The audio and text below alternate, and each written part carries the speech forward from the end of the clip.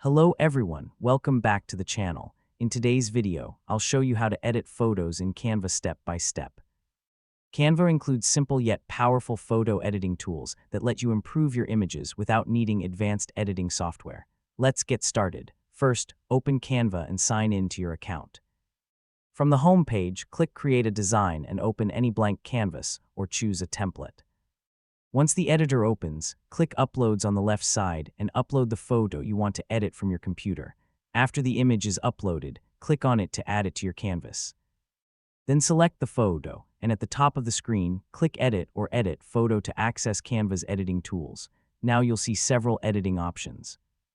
Open the Adjust section to change settings like brightness, contrast, saturation, highlights, and shadows. Move the sliders until your photo looks the way you want. If you'd like a different style, explore the Filters section. Canva offers a variety of built-in filters that can instantly change the look and feel of your image. Simply click on a filter to preview it and adjust its intensity if needed.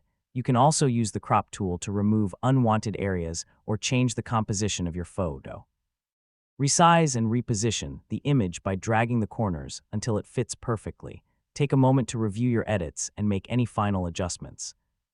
Canva lets you experiment freely, so you can always change settings until you're satisfied with the result. Once your photo looks great, click the Share button in the top right corner and select Download. Choose PNG or JPG as the file format, then click Download to save your edited photo to your device.